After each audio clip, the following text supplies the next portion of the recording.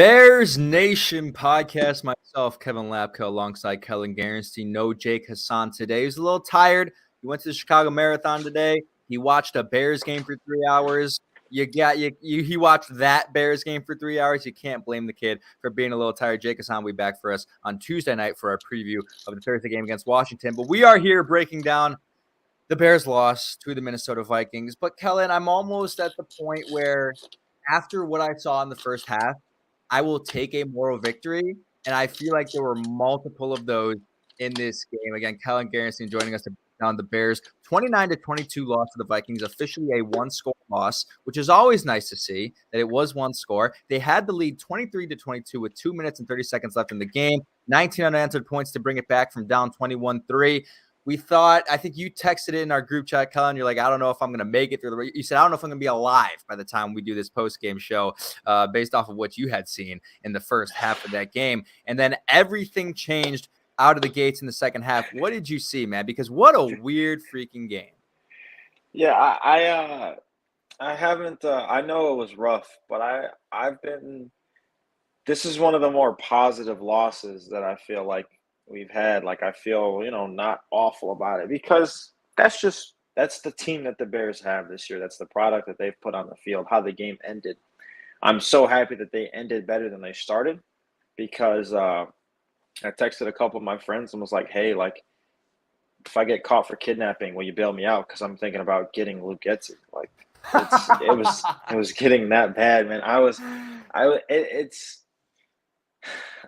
don't want to say that it was better with Nagy, because there were a lot of halves of Matt Nagy that were so freaking unbearable. But damn, today it had that same feeling. And a lot of times the Nagy offense didn't pick it up in the second half, or at least they would wait too late. Like, they would get like some garbage time stuff. But damn, that first half was rough to watch. But I'm super happy that Justin finished the way he did, because we've all said it, right? Like, the wins and losses this year, as successful as we think they can be, they really don't matter. What matters is the development of our quarterback, and that's what I feel like we saw today. You're right. And look, I'm not big on moral victories. Neither are you. Like, that's not what we're here to do. We're here to put a win in the win column, we'll put a 1 in the win column. We're not here to just get moral victories and go 0-17. That doesn't achieve anything, right? Winning football games is the best thing you can do with a young head coach and a young team, and establishing that culture, right? But right. You do talk about those moral victories as it pertains to Justin Fields, and that's what's important. Is Justin Fields erased a lot of narratives today. Yes, he was only 15 for 21, 208 yards, 1 touchdown, a pass rating of 118, highest of the year. Easily, in my opinion, his best game of the year as a passer. In the second half, though, Justin Fields was 12 for 13 for 135 yards, 1 passing touchdown, 5 rushes for 36 yards. Could have been about 5 rushes for like 90 yards had it not been for Ihmir Smith-Marsette's block in the back. I think he probably still would have scored even if he didn't commit that penalty. Just an electric play from Justin there. But, a great job by him finally getting into a rhythm in the second half. I got it. You talked about kidnapping Luke Getsy. In the second half, they did a good job. They did a good job play calling, giving Justin Fields the ability to get into a rhythm. You know what I mean? And we talked about this all throughout the last Tuesday Night Therapy and, weeks past, really since week 1, when we talked about the ineptitude of the offense was, you just got to get them into a rhythm, do some easier things, get some guys open. And they did a lot of that. Like, there was a lot of plays with Cole Kmet, guys wide open. Darnell Mooney had a couple plays where you just get him the ball and it's easy touchdown, or not touchdown, sorry, easy first down. They did the easier things to me in the second half. And then you were able to see him open it up a little bit, get a little bit more confident. He talked in the post-game press conference today, talking about how this was the most confident and poised he's felt in the pocket. He said he had been kind of daunted by, the defensive pressure up front in the first couple games, and admitted that in this game he felt a little bit more comfortable in the pocket. I thought that's a really good thing to hear. And these are important steps. Like, I know there's going to be people who say, well, he's this far into his career. It's not that far. It's still only like 16 starts. He's this far. We shouldn't be talking about baby steps. No, like, progress week to week is what you want to see, right? And from what we saw in the first 4 weeks, this was a major improvement, a huge step forward in the development of Justin Fields, and also a big affirmation that you understand what he's working with is not helping him at all. I mean, Dante Pettis, 2 horrible drops. There was a Sam Mustafa snap into his chest when he was trying to change the play at the line of scrimmage. I mean, there's still a lot of factors around Justin that aren't making it easier for him. But despite all that, still had his best game of the season. Would you say that was his best game of the season from what you saw? Absolutely. Just exactly what you said, how comfortable, how poised he was. We got a smile out of him in the post-game press conference. That was good. Even though, after a loss, like we all, right, it's hard to be like positive and stuff like that. But I love to see that from him. I love to see him, be a little bit more cheery and know that he's coming along, because that's what it's all about, is having that confidence, especially in a short week, like this week. You're going to practice Monday, Tuesday, Wednesday, because those are the only days that you can. You have that going into practice, and I'm happy that second half. I mean, the stat line that you had was great, and it just felt different, right? Like, and I thought about this in the first half when they said that even though Justin Fields has the least amount of completions for a starting quarterback in the league, his average yards per completion is the highest in football, and he has one of the highest average depths of target, or whatever that is. I think that's a receiver stat, but you know what I mean. Most air yards per attempt, or whatever it is. Right. But it seems like everything before had been a Justin Fields pass beyond the sticks, or a Justin Fields screen pass. And now we're seeing a little bit more in the intermediate game, and that third down to Mooney on the whip route that he had. I know I'm hearing some stats. My bad. Maybe I gotta turn my stuff off back here. But I'm working with an iPad right now. For those of the people watching, my laptop is going through some difficulties. But Cole Kmet over the middle. Like we talked about, there was some good stuff. Even on the play with Smith Marset when he fumbled, like. That's a throw, like right out to the numbers, like right at the sticks on a 1st and 10. We get the first down. Like, that was some good stuff. Like, even though the end of that play wasn't what we wanted, that's kind of what this offense needs to see more of. Everything up to the fumble, that is. And but before we even touch on that play, because we got to break that down deeper, that catch from Darnell Mooney, like that's an all-time catch, man. Like, that is an all-time catch. I mean, I watch that and holy shit. Holy shit, Darnell, what the fuck? Oh my God, I can't believe it. And like, that's a play. Those are plays that they ignite you as a team. And you saw that for the Bears. Like, you saw him make that play, and immediately they score a touchdown, and that led to the 19 unanswered points. Like, plays like that are important. Explosive plays, like, hey, we can do this. We can move the ball. We got guys who can ball out. It gives Justin a little bit of confidence. And this is a quality of Darnell Mooney that kind of goes under the radar. He's really good at acrobatic catches. He's got really great good at body that. control. Yes, that is 100% correct. Body control is something that people don't talk a lot about when you think about receivers. I mean, it's something that should be talked about, but everyone, speed, his catching ability, his hands, body control is really, really important. And man, you saw it on that play. Like, that is, like, I put OBJ's catch in tier 1. Like, I think Darnell Mooney's catch right there is tier 2, right below that. I mean, it is up there. I mean, he full one hand, brought it in, and then around too. he spinning around. Like, I don't know. It might be in the same tier as that George Pickens catch from week 1 when he made that against I forget who that was against, maybe the Bengals. That catch from Pickens was unbelievable, but that was a phenomenal play. And for one moment, you're like, well, maybe Kevin and Kellyn were right. Maybe Darnell is a wide receiver 1.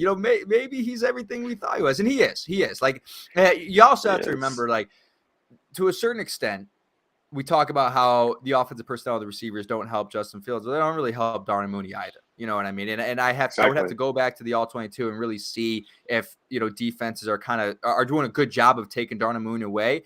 But from what I just see live, I have to imagine that is the case, because, if you're Darnell Mooney, you benefit from another guy being a threat to the defense. You get open more. And right now, like, if I'm a defensive coordinator, all I'm doing is, I ain't worried about Equanimeous St. Brown. I sure as hell ain't worried about Dante Pettis. I'm not really that worried about Cole Kmet. They can kind of have their way with defensive play calling, just completely neutralizing Darnell Mooney. So I think we're learning a lot. What I'm trying to say, Kellyn, is a lot of the things that we initially thought about this team, back in the offseason, we were right about. Like, Darnell Mooney is that guy, but He doesn't really have people on the offensive side of the ball who can help, take the pressure off of him. Justin Fields is that guy, but he's getting no help from his receivers. He's getting no help from his line. I think the problem was we just didn't realize that those pieces would be that bad. And the other problem is that the injuries have not been helpful at all. So you get N'Keal Harry back next week, you think.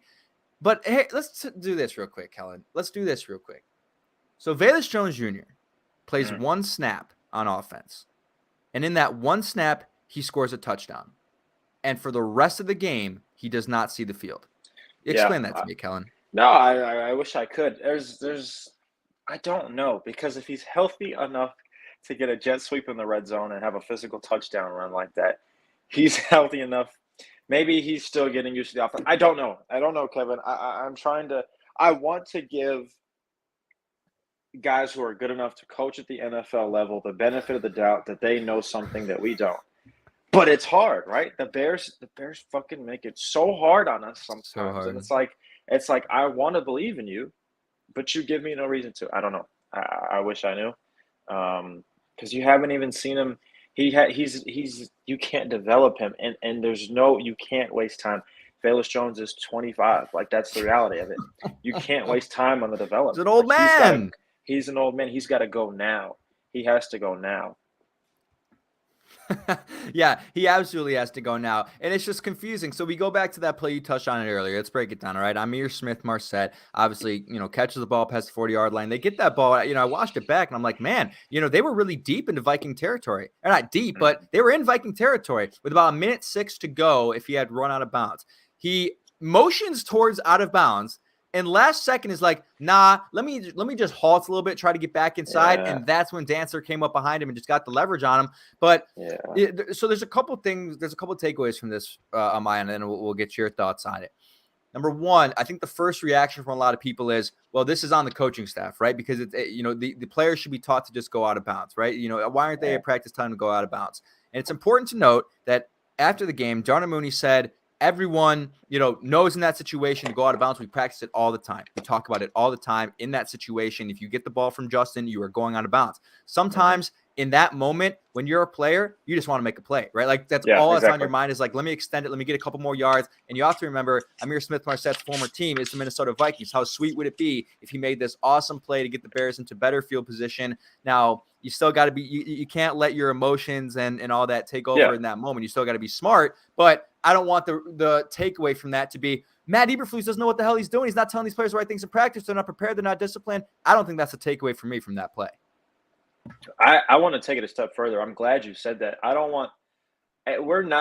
We don't have the luxury of saying like, cut Amir Smith-Marset right now. Granted, he should not, like, if he's still starting for us next year, if he's still getting meaningful targets next year, we're in fucking trouble. We're in trouble.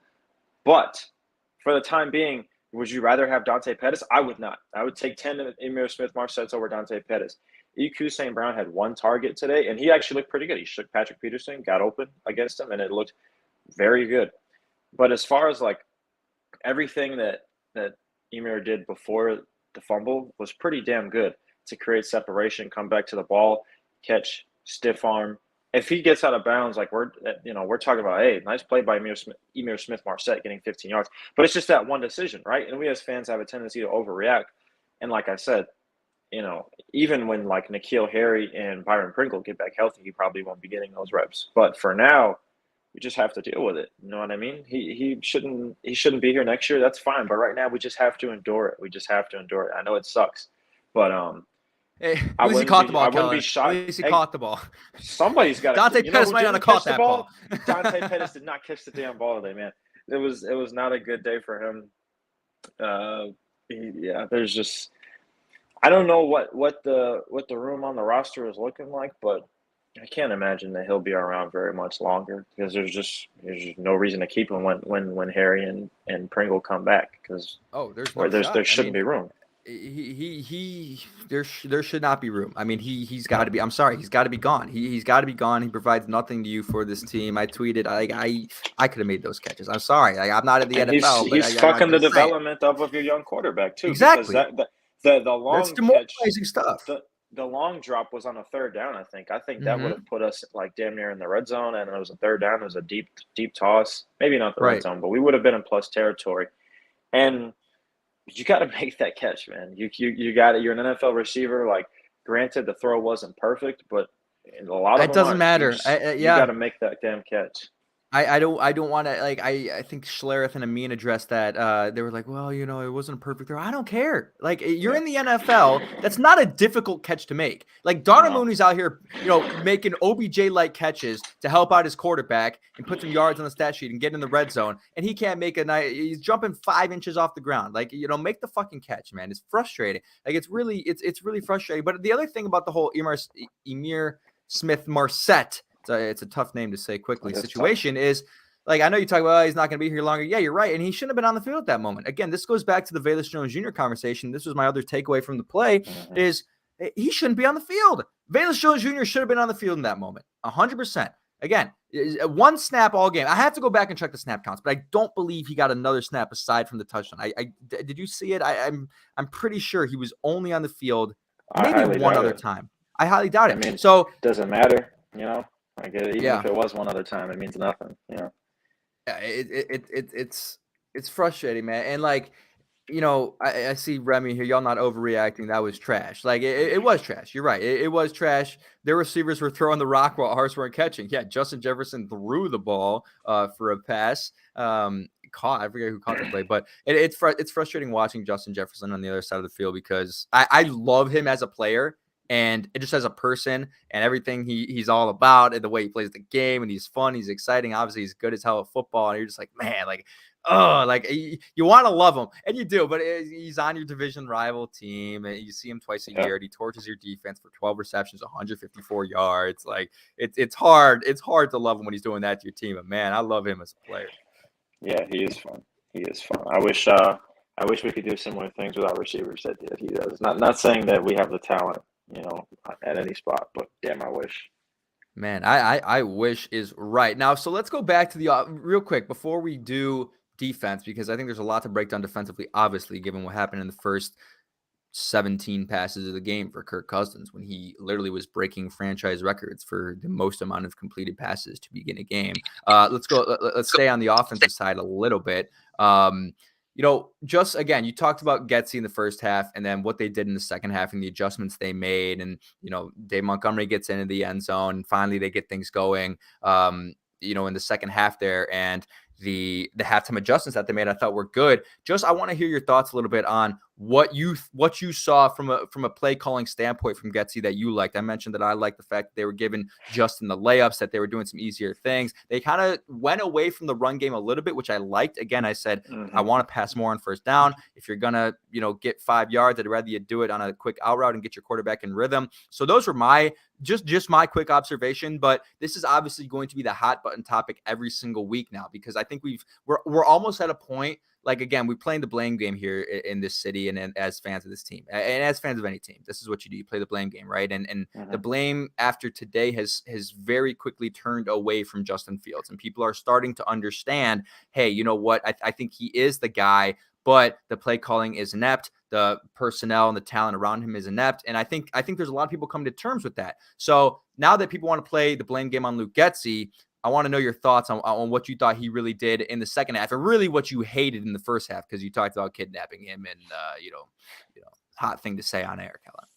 Yeah, I know. Probably wasn't the smartest thing in the world to say, but it was just it just made everything felt so difficult, and it still did. You know what I mean? Like it still does feel difficult for the offense, but like the fact that like the linemen are like vertically, the tackles especially, who are both young, you know, they're vertically setting on every play, and I know they're trying to help with chips, but even then, sometimes I feel like even with a chip, the guys are still getting, you know, 2 or 3 steps before they get contact, and it's just not a good situation to put your offensive tackles in, especially when they're young. You know, they're still getting used to NFL pass rushers, considering Danielle Hunter is one of the top guys in the game at doing exactly that. So there's just like a lack of understanding where your help needs to be at, right? I know that sometimes they want to spread the ball. They want to spread out. They want to go 5 wide, right? And they want to leave empty because they value Justin's ability to navigate the pocket and escape if he has to. And he did it so many times a day. And I felt like today he did a really good job of leaving when he had to and standing in when he could. Because you don't want to see him get a little jittery. That was what happened with Mitch. I think Mitch's footwork got real jittery for whatever reason, because he never had the protection issues. His issues in his first year were the receivers not getting open, which Justin has now too.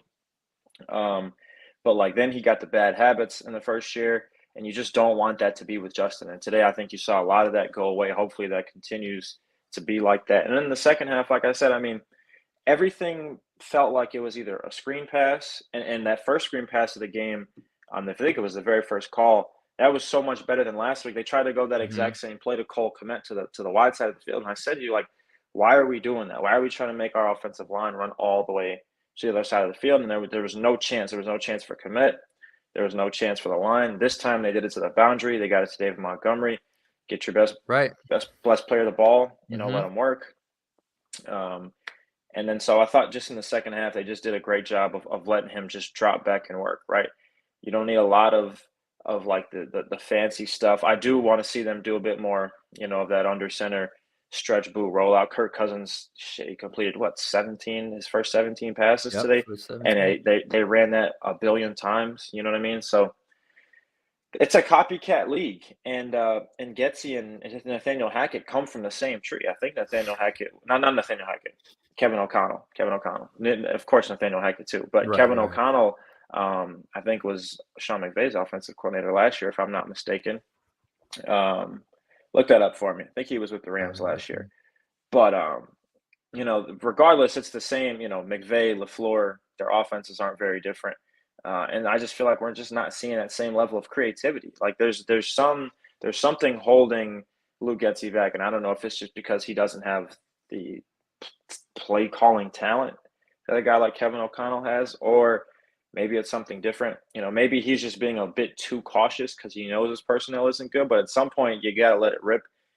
Whether you're trying to protect Justin Fields or not, you gotta sit him down in the room and be like, son, listen, I'm trying to protect you, but it's not working. You had a good week. Let's go, rip it. We're gonna throw the ball fucking 40 times this week. That should probably 100%. They need to have one of those weeks, man, where they're just like, let's just throw the damn ball, right? And we'll get Monty and Herbert their carries. We'll get them on the ground. But Minnesota did such a good job controlling the ball. We had like no plays. Like their time of possession, the amount of plays they ran had to be 1.5 times ours. Like it had to be a crazy disparity. Yeah. I mean, again, when you look at Justin Fields' stat line, and he threw the ball. Let me double check on it. I think it was something like he threw the ball 21 times. Okay. So again, if you were to throw the ball 40, double that, just say 42, which is like a high number, right? A high number, but for the sake of the math for me, if he threw the ball 42 times, theoretically, he would have been on pace to go 30 for 42 for 416 yards and 2 touchdowns. Like if he were to throw the ball 40 times, okay? Like again, there's context to everything in these situations right now because there are people naturally, and to a certain extent, reading the stats and numbers don't lie is true to an extent. There is truth in numbers at a certain point, but if you just look at the raw totals, 208 yards, like that's still not inspiring enough for me.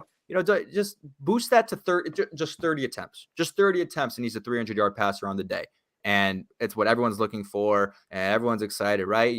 So, and I got to a point, Kellyn, where even before that drive started in the final 2 minutes and 20 seconds of the game, after the Vikings got the go-ahead touchdown and 2-point conversion, I was extremely confident in Justin Fields going down the field and giving us a chance, like extremely confident.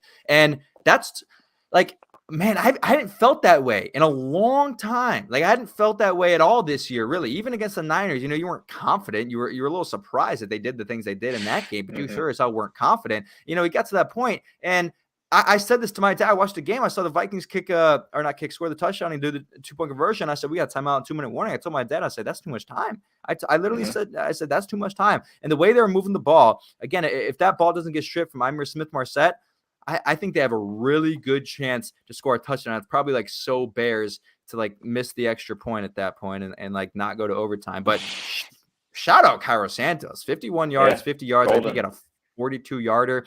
Hell of a job by him. But yeah, look, this again, and this is what we're gonna do because we have lived and died on this take. But I'll say it: Justin Fields is the guy. He's the franchise. I don't want to hear none of this Pro Football Focus draft Bryce Young at 4. Get the fuck out of here. All right, Justin. If you put Jackson Smith-Njigba, any wide receiver in the draft, and a couple guys in free agency on this team, oh, it's gonna do wonderful things for you. And you want to know why? Because look, there's a couple things that I thought about in that game as well. In the fourth quarter of that game, I thought to myself, because I've seen this floated around before on Twitter, would you rather have Kirk Cousins or Justin Fields on this team? And I can probably tell you 94% of the Bears fan base would say Kirk Cousins at this given moment. But the reason why I would say Justin Fields is for 2 reasons. Number one, Justin Fields doesn't make the back-breaking interception that Kirk Cousins made in the fourth quarter. He won't often. Shout out Kendall Vildor. We're going to get to that next. He won't often make a play like that. Like Justin Fields has had his fair share of interceptions, but in those moments, that's where Justin Fields thrives, and that's exactly where Kirk Cousins cripples. And that's why I think the Minnesota Vikings are frauds. I mean, they might not be frauds. They're a good football team, but they're not going anywhere. They're better. They're not going anywhere. They're better than us, but damn it, like we played them like hell, and they're like this would not be a game that, as a fan of the Vikings, that I would be proud of. Exactly. I would not be like ecstatic about this win. You know what I mean? That wouldn't be me. We had a lot of people in the chat when we did our TikTok live in the post game. A lot of people come in and say, "Skull, hold this L." And I'm like, I would again not like your team is good. Your team is going to make the playoffs. The Minnesota Vikings are going to make the playoffs. They're not getting out of the first round. Whoever they play, I don't care who it is, they're not getting out of the first round. There's no way they're getting out of the first round with Kirk Cousins as their quarterback, especially if that first round game happens on Monday Night Football. But another reason why I wasn't really all like that impressed or why I'd rather have Justin Fields, why I think he's a better player overall and all this is, when you look at Kirk Cousins' amazing day, he threw 41 passes on Sunday. Again, he threw 41. If you saw the numbers for Fields, if he threw 42, would have been 416 yards, 2 touchdowns, and 30 completions. Probably would have had 140 passer rating. Kirk Cousins threw 41 passes on Sunday. None of them were into a tight window, which is, by next-gen stats measured by 1 or fewer yards of separation. That's the most attempts without a tight window throw since next-gen stats began tracking that stat in 2016. Okay? So it's a perfect transition to, you talked about Kendall Vildor, hell of a play on the interception, but damn is right, because this is the second week in a row where Alan Williams has been defensive coordinator. Alan Williams has been completely outclassed, completely. And you have to give credit to Kevin O'Connell. Great job. You got to give a little credit to Brian Daboll last week and the things that they did. But this is 2 weeks in a row now where there has been way too much breakdown in the secondary, way too much guys getting wide open, way too much fool. Your defense getting fooled on bootlegs and play action and zone reads and all this stuff. And it's just like, I understand. You're without Jalen Johnson. You got a rookie Jalen Jones out there who's really doesn't look that good. Kyler Gordon still coming into his own. Thought he had a good game today. Kendall Vildor obviously is what he is, right? You're dealing with, again, talent that's lesser on the defensive side of the ball. But there's still, to me, way too much from just a schematic standpoint, a ready-to-play standpoint, a preparedness standpoint that, to me, is a little bit concerning when I think about how I would evaluate Alan Williams' performance as a defensive coordinator through 5 weeks. Yeah, I don't know. It's kind of tough for me, because there were way too many open guys. Exactly. That just cannot happen. But at the same time, we already talked about the praise with Flus. I know that the defensive guys are all at halftime and they're like, we got to fix it. And they did. Right. And they fixed it. And they didn't, the Vikings, unfortunately, we had a chance to make a stop. We were winning the game 22-21. And we had a chance to make a stop and we didn't. They went down and scored. So be it. I mean, it's the NFL. Like good offenses are going to score. They have a top 5 running back and a top 3 receiver, if not the top receiver in football right now on their team. It just happens. But, that is something they need to work on a little. It seems like a little bit of the discipline and some of the there's like a lack of focus on where the best player on the other side is. Because on Hmm. third downs, man, like there was one of them. I think it was like a 3rd and 4, and Justin Jefferson he caught it like 6 yards, and he got it a little bit after the catch. Like it looked like it was. I'm gonna say cover 3 because the corner passed him off. It was just a thin route, so Justin Jefferson just ran like a 5-yard dig, 5-yard in, and so the corner passes that off because he's got the deep zone. But it seemed like the hook curl defender, which was Kyler Gordon at nickel, he kind of just sank because he thought that Jefferson was gonna he was gonna keep attacking the deep zone or whatever reason he thought, and he just came right underneath. Well, it doesn't matter like where you thought he went. You have to know where Right. that guy is on third Right. downs, and that for me is where like there's a lack of something. Like we need to know where the best guy on the field is because Saquon Barkley had a hell of a day last week, Hmm. and we just kind of just didn't work it out with him. You know what I mean? And the Bears did a good job with Debo after the first half. But this is the NFL, and I know that the parity in this league is great, but the best players in this league are the best football players on the planet. And no Hmm. matter how scheme ready you are for them, sometimes you just have to add a little extra. You got to do a little extra, put an extra set of eyes on them. And if someone else beats you, someone else beats you. You know what I mean? But on a 3rd and 4 in the Exactly. fourth quarter, that can't happen, in my opinion. If it was man-to-man, Kyler Gordon, Justin Jefferson, and Jay Jettis is just proving that he's the better player, fine. I live with that, right? But Mm-hmm. if he's just finding an open spot in a zone and no one's by him, then that's when I get frustrated. And this is you hit the nail on the head when you said, how are you losing sight of the best player on the field? Like Mm-hmm. I would not be upset if KJ Osborne burned us for a 50-yard touchdown. But when Right. Justin Jefferson is doing it, like all week, you go into this game all week, and yeah, they got Dalvin Cook, but he had shoulder surgery. You're not as worried about him, the way he's been playing recently. Yeah, Adam Thielen and KJ Osborne, Alexander Madison, does the things he does. But all week, it should be neutralize Justin Jefferson. That is the goal because he powers everything for that offense. And it should be circled on a whiteboard in every single room with the defensive offices of Hallis Hall, neutralize Yes. Justin Jefferson. How are we going to do that this week? And the week before, it should have been neutralize Saquon Barkley. And the week before, it should have been neutralize Aaron Jones. Like they are not doing enough, as you mentioned, to take away, the star players on the opposing team. And again, sometimes guys are just great. That's what makes great players great. And sometimes you can't do that. But again, a lot of what I saw from Justin Jefferson wasn't him doing amazing things. It was Justin Jefferson catches the ball and there's not a defender within 5 to 10 yards of him. And Yeah. again, that's not knocking Justin Jefferson. It's just you got to at least just, put a man on there. Now, you got to give a little bit of credit to the adjustments they made in the second half. Again, I think Justin went over 100 yards in the first half, and he slowed He down in the second absolutely half. did. Ended with 12 catches and 154 yards on the day. Justin Jefferson, again, is just a phenomenal player, and it's frustrating to have to play him twice a year. But this is the transition, to this is really the halftime adjustments. But before we do that, we have to give a shout out to our sponsor, BetStamp. If you guys aren't using BetStamp, you are simply losing money. BetStamp is an app that provides you with line shopping opportunities and education that shows you the best odds for all of your player props, bets, lines, and unders. Shows you all the different sports books, shows you the different odds. And boy, did it make me some money this week. I found Justin Fields over passing yards at plus money at FanDuel, and it was even more at Bet365. It won me an extra $20. You guys have to be using BetStamp. You can use our code BEARS. That's code BEARS, BEARS. Sign up with our referral code. BetStamp will help you win money through their line shopping, education, verified bet tracking, and commission-free marketplace. But again, Kellyn, the thing that I saw really out of Allen Williams, but more so out of Matt Eberflus and this team in general, is they do a really, really good job of halftime adjustments. Like this is a Mm-hmm. this is a proven quality, and the streak almost continued of no touchdowns in the second half allowed.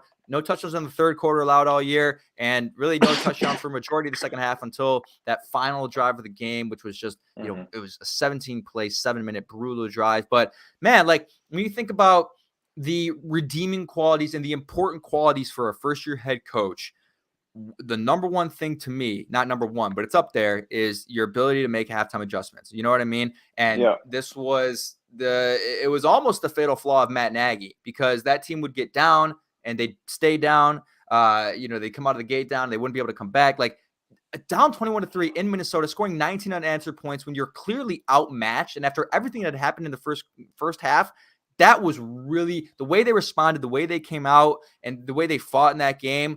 Talk about a moral victory. To me, that's number one. Yeah, no, I'm with you. I'm happy to see it, because it's not some, and we have yet to see this part of it, because we've always had slow starts so far in 2022. But another thing about Nagy was we would start fast and finish slow. You gotta be able to go all 4 quarters.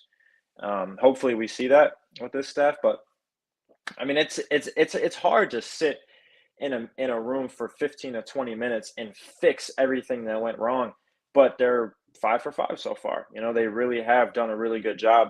And even like there's some of the just changes in philosophy that, like, I'm sure Matt Eberflus said to the entire team. He said, if we go down and score, we scored, we got the momentum right now. It's 21-10, whatever it was. He said, if we go down and score a touchdown, we're going to kick an onside. I guarantee he said that to the entire team. He said, if we go down and score a touchdown on this first drive, we're gonna kick the onside. And regardless, like, whether they didn't get it, but what in his mind and Matt Eberflus's mind, they got it or not, didn't matter. That entire team was going to believe that this guy believes in us. We can come back. We're going to score, and then we're going to get the ball back. And then even look at the defense. That we didn't get it. They got it in plus territory. And that offense that had been humming. We gave them a short field, and we got a stop and a blocked field goal. I mean, what more can you show, like, belief in your team wise? Now I know Flus isn't the most hype head coach. He did get pretty hype on that blocked field goal. He's a little bit more even keeled. But it seems like the guys really respond, and they understand, and they really respect the coaching that they're getting, because in that first half, I'm sure they're doing everything that they're coached to do. And that's kind of the problem right now. Like you said, Alan Williams, Luke Getsy, Matt Eberflus, all 3 of them, they got to kind of fix that. We can't keep having these slow starts, but I do love what we're seeing in the second half. And when you really think about it, right, we're in an era of football where we fall in love so quickly with excitement and fun and these exciting trick offensive plays and good offense. And again, like, I'm sort of alluding to Matt Nagy, and I'm also kind of alluding to Brian Daboll, and he's, I think, again, like, it's almost too early, right? Because forever, for the rest of my life now, I'm going to make this whole analogy that, hey, the Bears in 2018, they were 12-4. Matt Nagy won Coach of the Year. Look how that worked out, right? Like, you have to understand which qualities are valuable, right? Like, we fell in love with Matt Nagy, and people fall in love with their coach sometimes because we ran Santa Sleigh on Sunday Night Football, and we threw a pass to an offensive lineman, and oh yes, we love it. It was awesome. It's exciting, too. And it was awesome, and we love it. You're not wrong. Like, reasons to love it, like 100% warranted to love it. But when you think about a coach that's really gonna change things and really gonna win you a Super Bowl. Right? Because all the gadget things and all the fun and excitement is good on a week-to-week basis. But come crunch time, when you get to a point where both teams are really freaking good, both teams have the talent, both teams are clicking, it's those little things that it comes down to. That's why the Patriots won so many years. That's why the Chiefs are continually good. They have great players and great talent and all of that, but the coach's philosophy and mentality and just the way they make adjustments in game and the way they respond to adversity and all those, that's the difference between a good coach who is exciting and fun and a great coach who's going to bring you to Super Bowls year after year, right? Like, and that's why I'm not proclamating that Matt Eberflus is going to be a Super Bowl head coach at any time. I think it's possible, and I think it could be possible as soon as next year, if I'm being completely honest. Like, you look at the Eagles and the transformation that the Eagles have been able to make by spending a little bit of money, and now they're undefeated. I think it's possible that the Bears could be in the conversation for winning their division next year. But when you think about the long term, because we're so done and we should be done with a 3-year experiment and getting rid of a guy, like, the goal is for this guy to be here for at least 8 years. Like, it should be everyone's goal that Matt Eberflus is here for a long time, because that means you're winning. That means you're going to the Super Bowl. It means you're going to the NFC Championship, and you have no reason to turn away from him. I think you could talk about making a change at offensive coordinator. Like, that's a different conversation, in my opinion. And you can knock Flus for hiring him and bringing him in. To me, it's a sort of a different conversation. But from what I've seen through the first 5 weeks of the game, the season, although you're 2-3, I've felt very, very pleased and happy about those little things from Matt Eberflus and the way he's coached this team that makes me feel confident that, it's too early, but that he could be the right guy and they might have hopefully made the right decision. So the needle has moved for me a little bit because admit it, Kellyn, like people last week and even the first half of this week are probably getting ready to fire the guy. I mean, honestly. So yeah, address this comment. Would this be good or bad for the team? Mike on the mic, my guy, Mike Hughes, was on his postgame show today. Again, if you guys don't check out his stuff, he's great.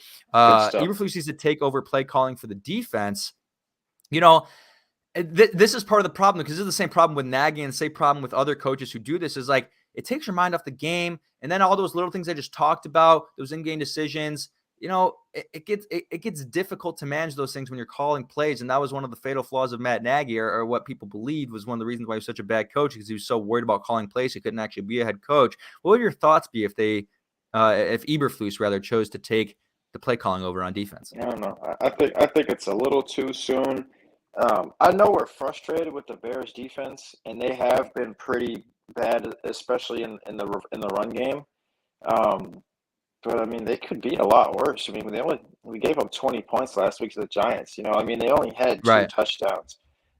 It could be worse. It could be worse. Today was pretty bad, especially in that first half. But I mean, listen, man, like I think Flus has already got like an 85 hour work week, right? It's hard. I'm sure it's really hard on him to have those duties.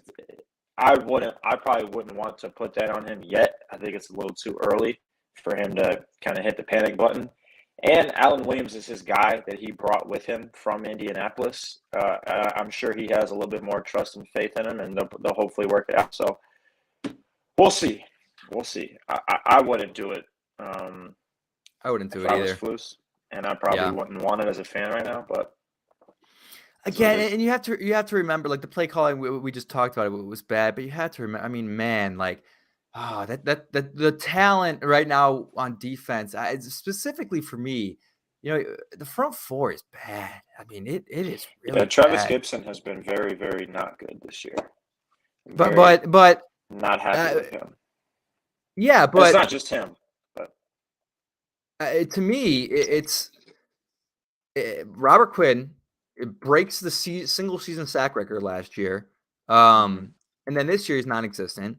And to me, Dominique Robinson is balling in the first couple of weeks. And this is the same thing that's confusing, is that they kind of go away from him a little bit. And he comes in today, makes a couple nice hustle plays, getting after the ball, is looking like a menace, like these are, this is exactly what you should be doing.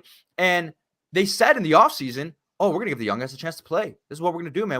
Everyone's going to play, right? They understand the situation that they're in. They're in a position where they have the ability, and they should be doing this. They should be getting guys more reps. See who's legit and who's not, right? And I don't feel them doing that as much. Like, I don't care if you're paying that guy a certain amount of money. I don't care if he works hard. Again, I think this was the Sam Mustafa conversation we had on Tuesday. Everyone says he's a great guy. He's a great leader, and that's why I don't care. If he's not playing well, I don't care how hard he works in practice. You got to give another guy a chance. Michael Schofield should get a chance at left guard, and Lucas Patrick could flex to center. I mean, that's what needs to happen. But, Bears fan 2006 says Robert Quinn should be traded at the deadline. Problem with this is they had the ability to do this in the offseason. I wasn't really a fan of it at the time. But, hindsight's 2020. But at this point, you're not getting a lot back for Robert Quinn. I mean, he's old. Maybe a team that wants him, that's in a position to win a Super Bowl, that's not looking good off the edge. I can't think of any teams right now off the top of my head that would need him, but it's a little bit interesting to see what happens there once the trade deadline comes around in about a month or so. Mike on the mic asks, how about the money man number 58, highest paid linebacker in NFL history with 4 Ys? He's mocking Roquan Smith, blown multiple times today and several this season. Yeah, he missed a big tackle on Dalvin Cook on that final drive. I mean, it's a really tough play to make, but I'm sorry. If you want to get paid $100 million, be the highest paid player at that position, you make that play. I understand it's a hard play to make, but it's weird because Roquan Smith has had such an up and down season, in my opinion. Do you agree? Like, 1 week he's phenomenal, the next week he's a little shaky, and then next week he's 16 tackles and interception. Like, you got.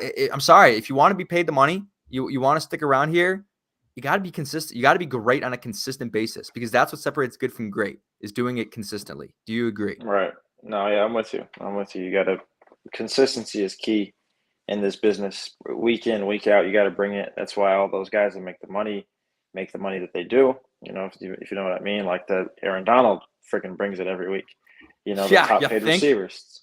Tyreek Hill, he brings it every week. All these guys, it's gotta mean a little bit more to be competitive, to have that competitive stamina, to be able to bring your best every week. I don't think Roquan has been awful. I just No, it think hasn't that been awful. he's like a day like today, right? You could probably use a little bit more from him. You need a little bit more from him. Mike says, I think the issue with Nagy was he's unwilling to give it up. Flus can give it up. I just think he's more open-minded. Right. You're right. You talk about play calling. Yeah, I mean, yeah, God, Matt Nagy was so stubborn about that whole situation. I mean, that was the frustrating thing. And that, like, this is here as fans, I'll put it the best way I can, is speaking for the fans. I think the thing that frustrates fans the most when you think about it is that resistance to change. Like that's what it is, right? Because we see it. And again, they know more than we do, obviously, just from a football standpoint, but they're also in the rooms. Like they understand the roster better. They understand the team better, 100%, right? But when you see something as obvious as, hey, Sam Mustafa, he just can't be playing center anymore. And Right. then they do nothing to switch that around. They don't try, to move someone else around, even though they said they're doing it all week. That's where things get frustrating for fans, because it's like, just try something else, just change something. And when you're resisting change and it's the same old thing and it produces the same old results, and it's week after week, that's when things get frustrating. You know what I mean? It's been the same conversation with the offensive play calling. Change something up, pass the ball a little bit more. We haven't seen it, right? On defense, blitz a little bit more. They did do that in the second half, and it proved to help. Like, because this front four can't get any pressure on the quarterback. So he said blitz a little bit more, and it helped out a little bit. I think they got beat a couple times, but it's a risk that you take, and the reward is You greater than live the with risk it. at times. So, I think they just got to try more things. Like, again, and it's not. I think the misconception for them and the whole coaching staff is the equation is trying more things equals losses. Trying more things equals not a better football team. And that's just not true. Like, you can't be scared to give Velus Jones Jr. more snaps. I mean, I don't know why you would be. He scored a touchdown on his only fucking offensive snap of his career. You can't be scared to give other guys opportunities. You can't be scared to do that, because for all we know, it's going to make your team better. It's going to make your team better. Yeah, I think this is exactly what you're talking about, the disconnect between the fans and the coaches. And, we kind of see it from a different perspective. And the coaches, this goes away from our identity. Luke Getsy, like they had the Justin Jefferson throwback screen of Dalvin Cook on a third down, and it was awesome. It was one of the smartest calls of the day, and it got them a huge first down. And, like, I just don't know if that's Luke Getsy's MO, but we don't need to see that. But we need to see a bit more creativity, even in that second half, when there was some good calls. There was still a little bit lacking. I felt like we didn't get Justin on the move as much as I wish we did. I agree. We had the one read option. I don't think that one play, that one zone read in the second half, I think was his only. It's not a designed run, but it's a designed read for him to be able to keep the ball. But everything else was a scramble that would have counted as a carry for him. So I think the coaches are worried about wins. Mm-hmm. We're worried about excited offense. And sometimes we're wrong and they're wrong. Sometimes we're right and they're right. There is a happy in between. There is a happy balance between keeping your culture, keeping your identity, whatever, blah, blah, blah, and finding a way to do some new things that might be a bit out of the ordinary, might be a bit out of the box. Sign Kevin Lapka. Sign fucking someone. Sign Wolf. Sign Kellyn Garrett's team, bro. Yeah, come on. Sign me to call plays. How about that? Yeah, how about it? I mean, look. So real quick, Mr. Mayhem 69, nice name. Do you guys think N'Keal Harry will play Thursday? Here, I want to address this because, Kellyn got the joke. I think part of the reason Jalen Johnson and N'Keal Harry didn't play this week is you have that turnaround on Thursday night, and I think in their eyes, like, it's probably a wrong way to think, but we know the game against the Commanders on Thursday at home is a more winnable game. You're 2-0 at home. They're 1-4. You have a better chance to win that game. Keep those guys healthy. Don't throw him out there against Minnesota, have him get hurt, and don't allow them to play in the Thursday game. Say no, keep him on the sideline. You win the Thursday game, then guess what? If you tough it on Thursday game, you have a 11-day break period because they play Monday night after the Thursday night. So even if those guys play Thursday and they, re-aggravate the quad and re-aggravate their ankle, you got 11 days to recover. So I think actually both of those guys are going to play on Thursday, in my opinion. So I think that's an important thing to monitor. Mike on the mic, is Smith-Marsette cut tomorrow? No, he's not cut tomorrow. I think you missed when Kellyn did his spiel on this. He actually tweeted this too. Yeah, I think you're the president of the Smith-Marsette fan club, Kellyn. That's what you are. You're all in. And that's saying sign him to a 10-year deal. Because I am not. I am just trying to. I'm trying to defend the guy because he is all we have. I'm trying to defend the Bears. He's all we have. Smith-Marsette's wide receiver 1. I don't know why Velus Jones wasn't playing. I don't know why he wasn't playing, my guy. But and again, like I would love for that ball to been to someone else. But like when N'Keal Harry comes back, when Byron Pringle comes back, I'll be happy to be like, Emil Smith-Marsette is on the bench. He's not active today. He's not dressed. Let's go. But for today, he was what we had. We had to deal with it. Because Dante, I didn't want to throw shit to Dante Pettis after the first half. So all you had was Darnell Mooney, Cole Kmet, Velus Jones, who didn't touch the field, EQ St. Brown, who for whatever reason was quiet. But that one catch he had, like I said, was pretty impressive. He shook Patrick Peterson. Patrick Peterson's getting old, but he's still playing like a damn good corner. And he got like 4 yards of separation against him. So let's go. That's fair. Get EQ St. Hey, maybe I'll make another fucking fan club next week. I'll be the president of the. You know who had some good plays today, Kevin? Oh God. Matt Adams. Matt yes. Adams. Why, you're the president of Matt Adams fan club too? When did this happen? I've been the president of the Matt Adams fan club. Where's the Matt Adams breakdown? Come on. Get the clips together, Kellyn. Matt Adams breakdown. Don't threaten me with a good time. You want to know why the Bears didn't re-sign Roquan Smith? Don't threaten me with a good time. Shut the hell up. You want to know why the Bears didn't sign Roquan Smith as a contract extension? Because they know in their back pocket is Matt Adams, and they don't got. He's the future. He's the future. No, Matt Adams played well, and they actually. I said it earlier. I was like, man, they actually kind of missed having him out there. I mean, who would have thought that you'd miss having Matt Adams out there? But he's injured past couple of weeks. It was good to have him back. Call Daniel Braverman back, Mr. August, training camp hero, Mr. August. Yeah, and N'Keal Harry is like. There's people in the chat saying N'Keal Harry's bad. I don't care because he's certainly better than the guys. Everyone on the Bears is bad right now. It doesn't. What are we doing here? Apples and oranges. Come on. I'm trying to think of a good analogy for us. Would you rather drink like a Bud Light or a Natty Light? Like he's the Bud Light. The other guys are the Natty Lights. You'd rather probably drink the Bud Light, and it still is terrible. But you'd rather drink it. You know what I mean? That's actually a pretty good analogy. That's a well thought of analogy. Exactly. So, Darnell Mooney's, a bottle of Patron at this rate compared to the other guys. But EQ St. Brown, he's up to Coors maybe. He might be in the Corona area. Shout out to Ernie Scadden for buying us shots of tequila, by the way. Yeah, shout out Ernie Scadden. If you guys don't know about Ernie, he's the one that does all of our opens, all of our intros. We don't give him enough credit. He's incredible, and he's always doing amazing things for us. So appreciate him. But again, the bottom line is, as we talk about receivers, I said it before. Mike says no, bro. He's not better than anybody. I don't know. He couldn't even get separation in 6-foot distance grocery line. Yeah, and social COVID distancing, and he still couldn't get separation. Wow, that's harsh, man. What do you have against N'Keal Harry, Mike? I mean, that's really something. The benefit again, the thing about N'Keal Harry is I don't care if he's not a good separator. It doesn't matter. All I want to see is in the red zone, throw him a jump ball and see if he can come down with it. That's the value. I bet you N'Keal Harry might be a better tight end than Cole Kmet, though, if we put him. It's honestly not even a bad take. I mean, it is. It's probably incorrect, but I mean, at this point, you can't be. I mean, why not try? A couple other things to address in this game. Again, let's go back to Kyler Gordon. If you guys haven't watched our Kyler Gordon breakdown, promo, watch it on YouTube. It's good stuff, man. Okay, all this, but this was, I'd say, Kellyn, his best game of the year.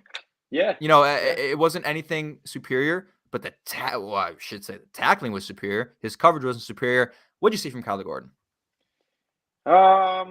exactly, what you see from a rookie sign Tebow, what you see from a rookie corner going through, what rookie corners in the NFL go through. He got burned, the first 4 weeks he struggled, but man, those open field tackles for a guy his size are very impressive. And I get that you don't draft a corner to be a tackler. It's like say you don't draft a receiver because he blocks well, right? It's the same kind of idea. But damn, like that's some pretty impressive stuff because a lot of the NFL, like now, what do we talk about, Kevin? It's get our players the ball in space. That's what they Right, do with right. Justin Jefferson. So you need to have guys like that because that's the way that the NFL is going. His coverage will get better. He'll understand his eye. I think his eyes got stuck a couple times today on the routes that he got beat. And quite frankly, he was just going up against, the best receiver in football right now, maybe the best offensive player in football, period, right now, in Justin Oh, Jefferson. Cooper Cup. Come on. Come on. Are we having this debate right now? I think I'm just was saying. it I mean, Cooper they're Cup's both very good, Kevin. But I mean, they're both very good, but Cooper Cup Justin is Jefferson better. had a hell of a day, man. He did. I think we already had this conversation. I feel like when I ranked the receivers and I put Cooper Cup 2 and Jefferson 3, you were like, I don't know. I think I might put Jefferson 2. Yeah, okay. I think okay, so this was in the offseason, and I think I thought that because I was like, is Cooper going to do this again? Like, is he going to Right. have another season like that? And Mhm. he's having another season like that. Like, Sure. it's fucking ridiculous. Jay Jarris might be the better all-around receiver, but you just can't argue with the production that Cooper Cup is putting up right now, especially Sure. with the ineptitude of that offense as a whole. I mean, he's carrying that offense. I mean, they look miserable. I mean, Matthew Yeah. Stafford is just he's unable to do anything. Jeffrey Lee, what's up, man? You know What's up, Jeffrey Jeff? Lee? I do know Jeff. Club Change your football damn guy. mic again. You got this static coming through your mic. I'm gonna stop. I'm There gonna we stop go. texting to you. Just tell you it's got this damn static from your AirPods. Get Let some me new know, AirPods, man. bro. But I just bought new man, AirPods. That's the thing about it. oof. Yeah, I bought new AirPods the other day too, and they already like the left AirPod stopped working. I was pissed. I was pissed. How am I now? You're good now. You're back. Am I But better? All yeah, right. you are It's better. gonna go back in like 10 minutes. Yeah, well, everyone be on the lookout for it, be ready for it. But can we chalk this up as a moral victory? Like again, we're not in the business of moral victories here, but like like the way I put it was post game against the Giants. I was pissed. I was angry when I think I don't know if Right. you joined the TikTok live that day. Mm-mm. I think Mike was on it, but we were pissed, man. Like I was like, come, because that's just a winnable game, and you only score 4 field goals. Disgusting. This game, yeah, you lose, but you had the lead with 2 minutes 30 seconds to go. You saw there were things to build on. I would chalk this up as in my happiness meter as a Bears fan, 10 being really good, 1 being that loss to the Giants probably. He's around like a 5 or 6, honestly. Although we lost, Yeah. like I'm good. I'm chilling, Yeah, no, I'm dude. good. Tuesday night therapy, it's not going to be that dark, man. No, yeah, I'm with you. I like I said, I think this is one of the best, most positive feelings I've had after a Bears loss in my entire fandom of my life. You know what I mean? Wow. Like, Wait, that's a really strong thing to say. Tell me why yeah, you say that. Break that down because for me. Kevin, Justin Fields looks really good today. That's why. That's why. That's what we care about. There was never. There's like I remember the Ravens game of 2017 The Mitch where like game-winning yeah touchdown game. he had like a really good throw on third down Yeah. and it led to a field goal. Off balance, 1 foot. Deion Sims, I think, caught it. Yeah, Yeah. exactly. That's exactly the one. The off balance 1 foot, the falling away throw. But there was nothing else in like 2017. There was like the Bengals game, but the Bengals were terrible. In 2018, he was really good against bad competition. And Justin Fields, like so far, like when it's been the hardest, we've seen him step up when against the Steelers last year. He was at his Ding, best. ding, ding. And now today, I'm not saying that the Vikings defense is fantastic, but I mean, things were going bad for 4 weeks. He's struggling. I'm sure he's hearing a whole bunch of stuff. He's looking really frustrated during the weekday press conferences. He comes out in a packed stadium. He's hearing the Skull chants. It's his first game in that stadium because he missed because of COVID last year. Yes, he did. And That's a he great played. observation. Yeah, he played really well. Kevin, also think about this. We have not seen Justin Fields lead outside of the Pittsburgh game, which didn't count because they scored and they won that game. We have not seen him lead a game-winning drive since he's played football. You mean have the opportunity to lead a game-winning drive? Correct, but regardless, so the only opportunities he's had was the Clemson, the Fiesta Bowl in 19 that ended in the heartbreaking interception when Chris Olave stopped running. And every other game at Ohio State, they were up a lot, and then they lost to Alabama. Right. And last year, he didn't have any of those opportunities because they were losing. Or they were, the wins they had were comfortable wins with Justin. So, but he's never. Today was going to be his first time doing that. Today, or at least game time drive. Right. Outside because that Pittsburgh game, but yes, they went down and scored. So you don't know. We don't count that. And look, again, what did I say earlier? I said the conversation that I've had with a lot of Vikings fans, would you rather have Kirk Cousins or Justin Fields? And I say Justin Fields, and they all say you're fucking crazy and you're stupid. No, because, Kirk Cousins isn't terrible under the 2-minute drill, but that's where Justin Fields thrives. And this is what makes good quarterbacks great. Like, the ability to step up in these moments. Everything this week pointed Justin Fields, like, just stinking it up, right? Just not looking good at all. The vibes throughout the week when he was at the press conference, they were just off, right? Like, things were off. You're going to Minnesota against a defense that's been playing relatively well, even with a couple injuries in the secondary, but still, a good front four. It's going to provide a little pressure against your terrible pass blocking offensive line. They're going to control the ball a lot. You're not going to get a lot of time to operate on offense. Like, everything pointed to Justin Fields having a bad game, and he stepped up to the moment and had the best game of the season. And this is what I've been saying from about him since he was drafted. And I think we see this because we saw it firsthand, at Ohio State. And people knew about him at Ohio State, but we watched every game, not because we were forced to, because, I was forced to last couple of years since I was doing the video stuff. But, like, we were just, we were fans, like we were college kids. We watched the whole game, like, that's just what we did. And that was one of, like, not the fact, again, he didn't have a lot of opportunities to go. I'm not talking about the 2-minute drill stuff. I'm just talking about showing up in the bigger moments. You know what I mean? Not letting the moment be too big for him. And that's when you think about, again, think about the long game for this. We do believe Justin Fields is going to be here for a long time. We do believe Justin Fields is going to have the opportunity to play playoff games. And this is exactly what I'm talking about. The moment the playoffs come around, that guy's going to step up. That guy's going to be ready to freaking go. And that's a fatal flaw of a lot of really good quarterbacks, is the moment that, it becomes that time and it's most important, they fold, man. They fold. And Kirk Cousins is one of those guys. And again, we won't really know if that has translated to the NFL until he plays in his first playoff game. But from everything that I know and everything that I've seen, that's just an innate quality in Justin Fields. It's something you can't teach. And and that's why you're so frustrated that he didn't get that opportunity today to fully complete that drive because of that fumble. Because, man, he was going to score balling. a touchdown. And they would have gone bounce back, man. Sorry, Kevin, but like he got sacked and like almost, we fumbled and like we almost gave the game away. Then he came right back the next play and he made a great decision and dumped it down. Yeah. Am I fucked up again? Yeah, it's back. Hold on. You say your piece and then I'll finish mine while I fix this. Well, real quick, but I was going to ask you a question. And the question I was going to ask was if I had it running through my head, as I usually do in moments like that, all the possible scenarios and situations that could happen just to prepare myself for pain. Would they? Do you think they would have gone for 2 if they scored? That's a great question. I would have loved what you think they should have done out of it, and take into consideration what you think Matt Eberflus would have done in that moment. No, he's being aggressive all game. Went for an outside kick. I think Flus would have kicked. I think it's hard to say. Because again, like I do what I said before. The thing we know is he's really good at recognizing, what happened the first half, and I think he probably recognized that his team was getting shredded. And after that final drive, if they got the ball in overtime, like, you probably don't feel too great about having to hold them to any sort of, no point situation. And I would have liked that. Like, I would have liked that. Like, I would have to see it. I would have fucking loved it. You know what I mean? But anyway, you're talking about that final drive. Tell me more about what you're saying there. Yeah. So like the play after the fumble, it's like 2nd and 20. We're backed up. We got one, maybe no timeouts, whatever we had, and we get a nice dump off. And Justin made a great decision, right, dumping that ball off to Montgomery, and David runs and gets first down.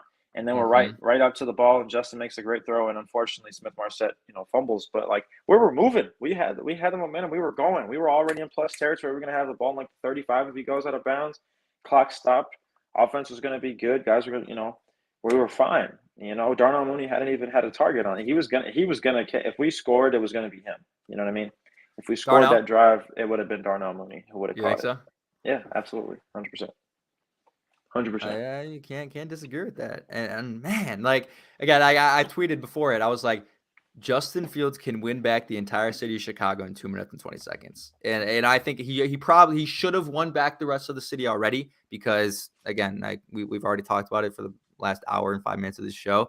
But there's a lot of meatball fans out there, the Facebook users who are the Trevor Simeon truthers out there who would have been a lot happier if he scored a touchdown there. So that's what I mean when he said he could have probably erased the narrative there. Cornelius Squalls in the chat.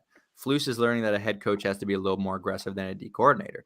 Yeah, and again, like this is what you want to see. When I talked about putting in rookies, taking chances on players. Same thing applies. You mentioned it a little bit to play calling. Like get creative, do some goofy things. The onside kick there, I loved it. I love it.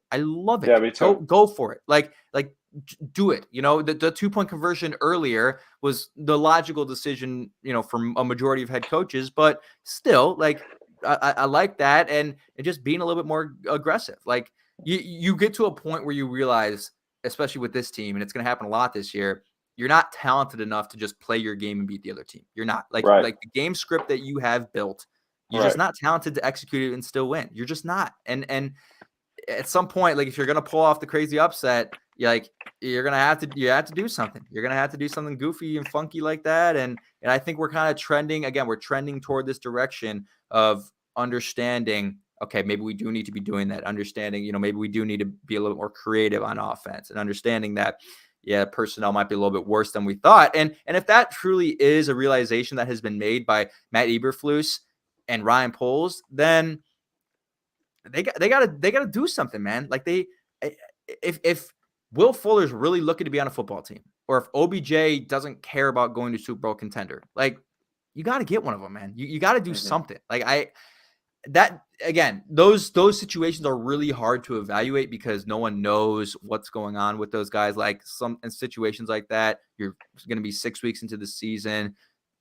Will Fuller might just want to go to the Rams and the Bills, and the Rams are 2-3. I shouldn't even consider them as like a top option for people anymore. But the Chiefs or the Bucks or anything, right? And same goes for OBJ. So it's hard to just be like, well, why isn't Ryan Poles signing Will Fuller? What the fuck? You know what I mean? But it's also we're talking long game now, months down the road, but it'll be indicative to see how they attack the draft process. You know what I mean? Right. If you recognize that the personnel's not good enough, you better fucking draft a wide receiver. And if you draft a defensive tackle, unless it's Will Anderson, you're going to be run out of town tomorrow. So any last takeaways of this game for you, Kellyn?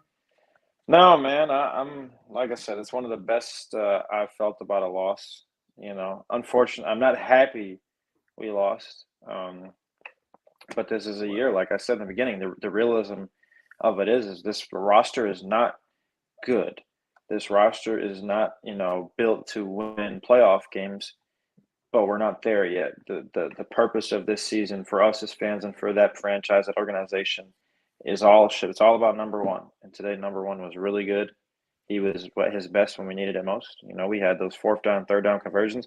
God damn it, that touchdown run was so beautiful. It was a broken – how hard as a quarterback in the NFL to react off a broken play at instant and run off and make the play that he did against NFL players. That's a hard thing to do. That dude's the best athlete on the field. Pound for pound, he's the best athlete on the field. That's just how it is. And we got to let him show it a little bit more. And week and week more, we got to let him show it. 100%. I love it. And I'll close it with this, Kellyn. All right. I don't know if we're going to be able to do Tuesday night therapy this week because we have the Thursday night game. So we're probably going to record the preview show on Tuesday to get that turnaround good. But this is something I would typically bring up on Tuesday night therapy. The reason why I would almost say I'm happy about the loss. Okay, I'm not happy. But the reason why I'd say we talked about feeling okay about it, more victories, all that, is because you built momentum there. You built serious momentum and serious confidence in Justin Fields, and that's what's going to win you football games. And you look at their schedule coming up, and you all of a sudden have a really, really good chance to get a couple games above 500. All right. You play the Commanders at home. I feel great about that game. They're 1-4. The Bears are a much better, different team at home than they are on the road. Thursday, short turnaround. You should get some guys back healthy. You're good. Week after that, you get 11-day rest, which never happens. Big, much needed rest, a lot of time to prepare. You play the Patriots on Monday night, and yeah, they just shut out the Lions, but it's still a Patriots team that is either going to be playing Mac Jones or Bailey Zappi, and I don't care who it is. That's a winnable game, in my opinion. Although you're going to Foxborough, it's a winnable game. Then you play after that the Cowboys in Dallas, but that could still be a Cooper Rush-led Cowboys team. And yeah, they're 4-1. Cooper Rush looks good, but it's still Cooper Rush. You know what I mean? It's not Aaron Rodgers. Like, at some point, the whole Cooper Rush, mystery, amazing experience that's happening here is going to end, and it's hopefully October 30th when the Bears play them. And the week after that, you're at home against Miami, and for all we know, they're definitely not going to have two at that point. And they might not have Teddy Bridgewater because he just went out this week. They might be playing a third string rookie in that game. Week after that, you play the Lions at home, who just got shut out by the Patriots. Week after that, you go to Atlanta and you play a beatable Atlanta team. And the week after that, you go to the Jets. And yeah, they just dropped 40 on the third string quarterback led Miami Dolphins. I guarantee you Justin's got the Jets game circled. I guarantee he's got it circled. Absolutely. Yes, absolutely. So you look at that and you have 7 games there, every single one of them being a very winnable game. A very, very not games that I'm saying they're going to be favored in. Use BetStamp to check all that out. Use our code Bears to check all that out on BetStamp. But games that you are not too just outclassed from a talent standpoint. That's what I mean. Winnable games here. So they're 2-3 right now. Say they win 5 of those. Okay, say they go 5-2 in their next stretch of 7. You're 7-5, and anything goes at that point. Anything goes. So they got a really, really good chance to make some noise here. And that's why we talk about more victories. Very, very important to build a little momentum. They did that today, although they lost 29-22 against the Minnesota Vikings. For myself and Kellyn Garrison, this has been Bears Nation Podcast. We will likely be back tomorrow night. Or not tomorrow night. Sorry, tomorrow's Monday Night Football. Tuesday night, for a preview episode of Bears Commanders for the Thursday night game. Amazon Prime, you better subscribe so you can watch it. I will be there at the game, Kellyn. I will be at Soldier Field. How about that? Yeah, so that'll be fun. I'll have to take some pictures and videos for you, and hopefully they give me something entertaining. Hopefully I get something more entertaining than Broncos-Colts. That's all I asked for. Oh, but I'm excited. So bad. That's one of the worst NFL games I've ever seen in my life. It might be the worst of all time, but I'm excited to go, and I feel a little bit more excited to go after this game than I did, at 11 a.m. this morning before the game. So I'll be there, and we will be here at Bears Nation Podcast post game for that as well. Again, this has been our post game reaction to the Bears loss to the Vikings 29-22 for myself, Kevin, and for Kellyn. We'll see you guys next week. Don't miss Tuesday Night Therapies on Tuesdays with us. Always a good time. Kellyn, have a great night, my man, and we will see you next week.